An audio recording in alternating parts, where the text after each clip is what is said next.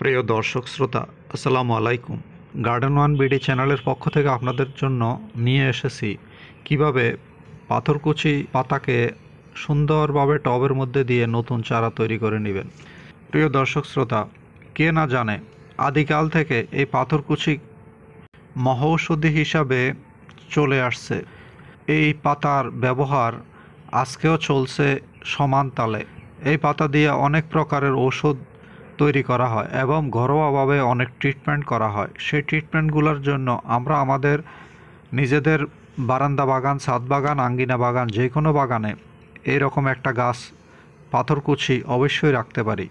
প্রিয় দর্শক, দেখুন আমরা কিভাবে পাথরকুচি থেকে চারা তৈরি করি। আমরা কয়েকটা পদ্ধতিতে চারা তৈরি করেছি, তার মধ্যে এটা একটা পদ্ধতি।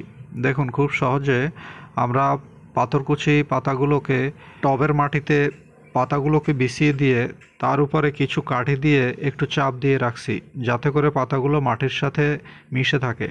এরপরে আমরা আরও কিছু কাজ করছি, দেখতে পাচ্ছেন। আমরা কাঠিগুলো দিয়ে শেষ করে নেই, পরে আপনাদেরকে জানাচ্ছি আমরা পরবর্তীতে কি কাজ করব। আপনারা দেখতে থাকুন আমাদের সঙ্গে। আমরা ছোট আকারে ভিডিও করেছি অল্প সময় নিয়ে, যাতে করে আপনাদের ধৈর্যচ্যুতি না ঘটে। প্রিয় দর্শক, দেখুন আমরা কাঠিগুলো দিয়ে নিয়েছি আমাদের পাতার উপরে।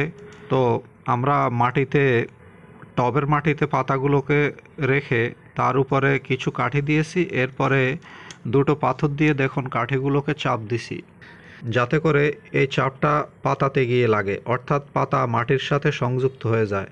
এবার দেখুন আমরা উপর দিয়েও আলতো করে কিছু হালকাভাবে গুঁড়ো মাটি দিয়ে দিচ্ছি, তাতে করে উপরের মাটি আর নিচের মাটি দুটো একসাথ হয়ে গাছ গজাতে এই পাতা থেকে খুব সহজ হবে।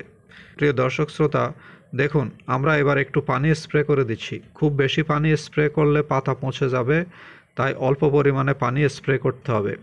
এবার আমরা অল্প পরিমাণে পানি স্প্রে করে রেখে দিব। যদি বর্ষার দিন না হয় তাহলে আমরা প্রতিদিন একবার করে স্প্রে করব। প্রিয় দর্শক শ্রোতা, দেখুন কিছুদিন পরে আমাদের পাতাগুলো থেকে অসংখ্য অসংখ্য চারা গাছ গজিয়েছে। এইভাবে খুব সহজে আমরা পাথরকুচি চারা গাছ করে নিতে পারি।